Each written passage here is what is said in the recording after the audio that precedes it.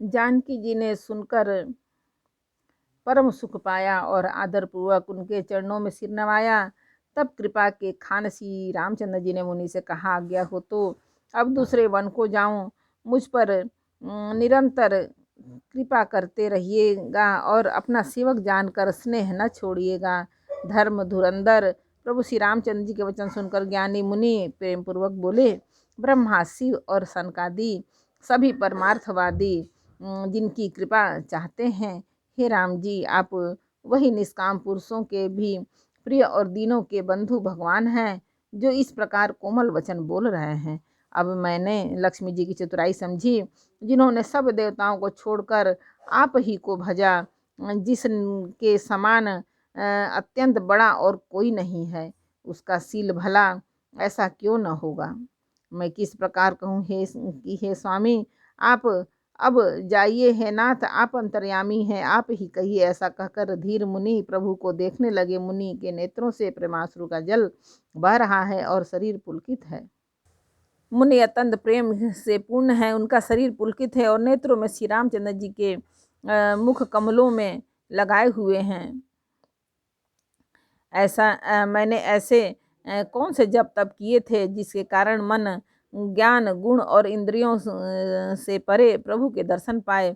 जप योग और धर्म समूह से मनुष्य अनुपम भक्ति को पाता है। श्री रघुवीर के पवित्र चरित्र को तुलसीदास जी दिन रात गाता है। श्री रामचंद्र जी का सुंदर यश कलयुग के पापों का नाश करने वाला, मन को दमन करने वाला और सुख का मूल है। जो लोग इसे आदरपूर्वक सुनते हैं उन पर श्री राम जी प्रसन्न हो रहते हैं। यह कठिन कलिकाल पापों का खजाना है। इसमें न धर्म है, न ज्ञान, न योग तथा जप ही है। इसमें तो जो लोग सब भरोसों को छोड़कर श्री रामचंद्र जी को भजते हैं वे ही चतुर हैं। मुनि के चरण कमलों में सिर नवाकर देवता, मनुष्य और मुनियों के स्वामी श्री रामचंद्र जी वन को चले। आगे श्री रामचंद्र जी हैं, उनके पीछे छोटे भाई लक्ष्मण हैं। लक्ष्मण जी हैं, दोनों ही मुनियों के सुंदर वेश बनाए अत्यंत सुशोभित हैं। दोनों के बीच में श्री जानकी जी कैसी सुशोभित हैं, जैसे ब्रह्म और जीव के बीच माया हो। नदी, वन, पर्वत, दुर्गम घाटियाँ सभी अपने स्वामी को पहचान कर सुंदर रास्ता दे देते हैं। जहाँ जहाँ देव श्री रघुनाथ जी जाते हैं वहाँ वहाँ बादल आकाश में छाया करते जाते हैं। रास्ते में जाते हुए विराट राक्षस मिला। सामने आते ही श्री रघुनाथ जी ने उसे मार डाला। उसने तुरंत सुंदर रूप प्राप्त कर लिया। दुखी देखकर प्रभु ने उसे अपने परम धाम को भेज दिया। फिर वे सुंदर छोटे भाई लक्ष्मण जी और सीता जी के साथ वहां आए जहां मुनि सरभंग जी थे। श्री रामचंद्र जी का मुख कमल देखकर मुनि श्रेष्ठ नेत्र रूपी भौरे अत्यंत आनंद आदर पूर्वक उनका पान कर रहे हैं और सरभंग जी का जन्म धन्य है। मुनि ने कहा, हे कृपालु रघुवीर, हे शंकर जी के मन रूपी मान सरोवर के राजहंस, सुनिए, मैं ब्रह्मलोक को जा रहा था। इतने में कानों से सुना कि श्री राम जी वन में आवेंगे। तब से मैं दिन रात आपकी राह देखता रहा हूँ। अब प्रभु को देखकर मेरी छाती शीतल हो गई है। नाथ, मैं सब साधनों से हीन हूँ।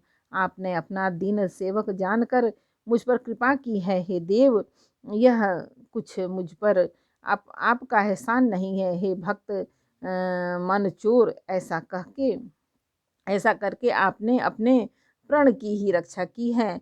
अब इस दीन के कल्याण के लिए अब तक यहाँ ठहरिए, जब तक मैं शरीर छोड़कर आपके धाम में न मिलूं।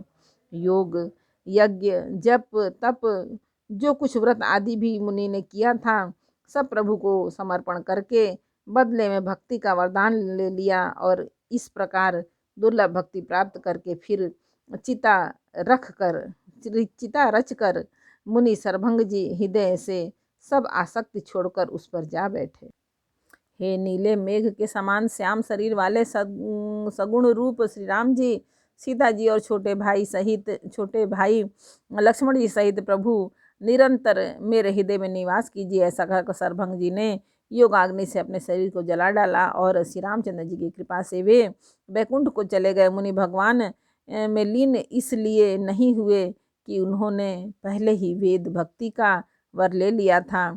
ऋषि समूह मुनि श्रेष्ठ सरभंग जी की यह गति देखकर अपने हृदय में विशेष रूप से सुखी हुए और समस्त मुनि वृंद श्री रामचंद्र जी की स्तुति कर रहे हैं और कह रहे हैं कि शरणागत हितकारी करुणाकंद प्रभु की जय हो। फिर श्री रघुनाथ जी आगे वन में चले। मुनि श्रेष्ठ मुनियों के बहुत से समूह उनके साथ हो लिए। हड्डियों का ढेर देकर श्री रघुनाथ जी को बड़ी दया आई। उन्होंने मुनियों से पूछा।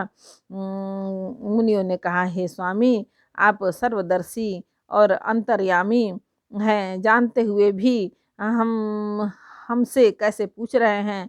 राक्षसों के दल ने सब मुनियों को खा डाला है। यह सुनते ही श्री रघुनाथ जी के नेत्र में जल छा गया। उनकी आंखों से करुणा के आंसू भर आए। श्री रामचंद्र जी ने भुजा उठाकर प्रण किया कि मैं पृथ्वी को राक्षसों से रहित कर दूंगा। फिर समस्त मुनियों के आश्रमों में जाकर उनको दर्शन और संभाषण का सुख दिया। मुनि अगस्त जी के एक सुतीक्ष्ण नामक सुजान शिष्य थे। उनकी भगवान में प्रीति थी। वे मन वचन कर्म से श्री रामचंद्र के चरणों के सेवक थे। वे स्वप्न में भी किसी दूसरे देवता का भरोसा नहीं था। उन्होंने ज्यों ही प्रभु का आगमन कानों से सुन पाया, त्यों ही अनेक प्रकार के मनोरथ करते हुए वे आतुरता से दौड़ चले। हे विधाता, क्या दीन बंधु श्री रघुनाथ जी मुझ जैसे दुष्ट पर दया करेंगे? क्या स्वामी श्री राम जी छोटे भाई लक्ष्मण जी सहित मुझसे कि अपने सेवक की तरह मिलेंगे? मेरे हृदय में दृढ़ विश्वास नहीं होता, क्योंकि मेरे मन में भक्ति वैराग्य या ज्ञान कुछ भी नहीं है। मैंने न तो सत्संग योग जप अथवा यज्ञ ही किए हैं, न प्रभु के चरणों में मेरा कोई दृढ़ अनुराग ही है। हाँ, दया के भंडार प्रभु की एक बान है कि जिसे किसी दूसरे का सहारा नहीं है, वह उन्हें प्रिय होता है। भगवान की इस बान का स्मरण आते ही मुनि आनंद मग्न होकर मन ही मन कहने लगे, आहा, भव बंधन से छुड़ाने वाले प्रभु के मुखारविंद को देखकर आज मेरे नेत्र सफल होंगे। शिव जी कहते हैं, हे भवानी, ज्ञानी मुनि प्रेम में पूर्ण रूप से निमग्न है और उनकी यह दशा कहीं नहीं जाती। उन्हें दिशा विदिशा और रास्ता कुछ भी नहीं सूझ रहा है। मैं कौन हूँ, कहाँ जा रहा हूँ, यह भी नहीं जानते। वे कभी पीछे घूमकर फिर कभी आगे चलने लगते हैं और कभी प्रभु के गुण गा गा कर नाचने लगते हैं। मुनि ने प्रगाढ़ प्रेम भक्ति प्राप्त कर ली। प्रभु श्री राम जी वह वृक्ष के आड़ में छिपकर भक्त को प्रेमोन्मत्त दशा देख रहे हैं। मुनि का अत्यंत प्रेम देखकर भय आवागमन के भय को हरने वाले श्री रघुनाथ जी मुनि के हृदय में प्रकट हो गए। हृदय में प्रभु के दर्शन पाकर मुनि बीच रास्ते में अचल होकर बैठ गए। उनका शरीर रोमांच से कटहल के फल के समान कंटकित हो गया। तब श्री रघुनाथ जी उनके पास चले आए और अपने भक्त की प्रेम दशा देखकर मन में बहुत प्रसन्न हुए। श्री रामचंद्र जी ने मुनि को बहुत प्रकार से जगाया, पर मुनि नहीं जागे, क्योंकि उन्हें प्रभु के ध्यान का सुख प्राप्त हो रहा था। तब श्री राम जी ने अपने राज रूप को छिपा लिया और उनके हृदय में अपना चतुर्भुज रूप प्रकट किया।